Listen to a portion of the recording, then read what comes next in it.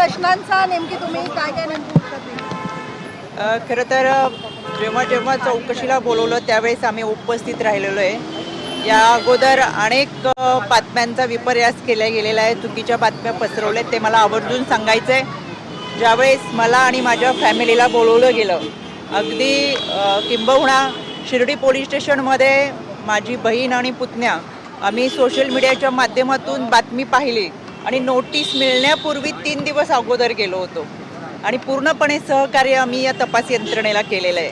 मीनाक्षी, आवर्जून सांगायचं म्हणजे हे 11 ते 7 वाजेपर्यंतची ही वेळ आहे।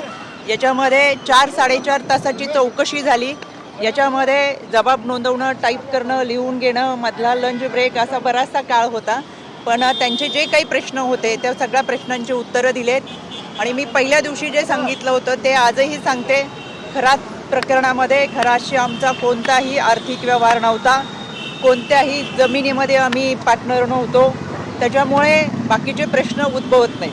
काय प्रश्न विचारले गेले, साधारणतः काय प्रश्न विचारले गेले होते, काय नेमके प्रश्न विचारले गेले होते? मला असं वाटतं सगळ्याच अहवालामध्ये जे काही पुढे तपास होईल त्या तपासामध्ये काय प्रश्न होते हे समोर येतील।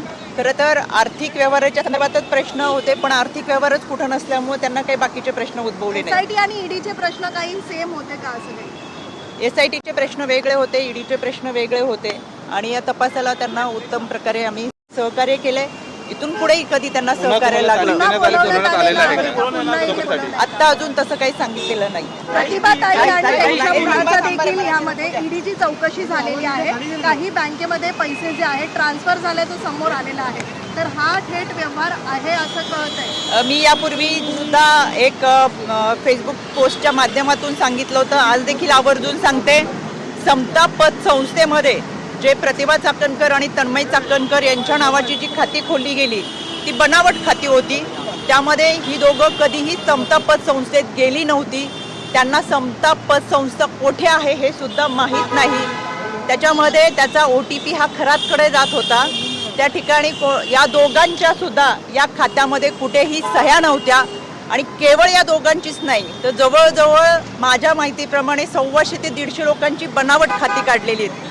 ज्या व्यक्तीला घरातून चालता सुद्धा येत नाही अशा लोकांची सुद्धा बनावट खाती ही समता पत संस्था आणि अजून एक पतसंस्था आहे त्याच्यामध्ये काढलेली आहेत। त्याच्यामुळे ही जी खाती आहेत ती खोटी आहेत। आमचा कोणताही आर्थिक व्यवहार हा खराशी संबंधित नाही आणि कोणताही जमिनीचा व्यवहार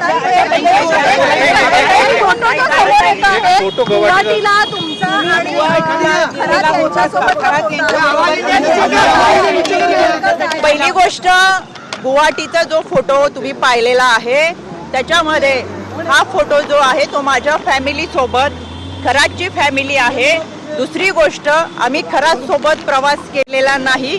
खरात त्याच्या फॅमिली बरोबर अनेक ट्रस्टी मेंबर बरोबर दर्शनासाठी तिथे पोचल्यानंतर यापूर्वी माझ्या कुटुंबाने कधीही दर्शन केलेलं नव्हतं आणि त्यावेळेचा आमचा भाव असा होता की आपल्याला आपल्या गुरुबरोबर जर दर्शन करता आलं तो आध्यात्मिक भाव म्हणून आम्ही स्वतंत्र पुण्यावरून प्रवास करून गेलो होतो आणि तिथं सोबत आम्ही दर्शन घेतलं होतं। त्याच्यानंतरचा त्यांचा प्रवास त्यांच्या लोकांसमवेत होता। खरात अनेक लोकांबरोबर त्याच्या कुटुंबाबरोबर तिथे आलेला होता। त्याच्यामुळे आपण दर्शनाला अनेक ठिकाणी जातो, तो एक आध्यात्मिक भाव होता।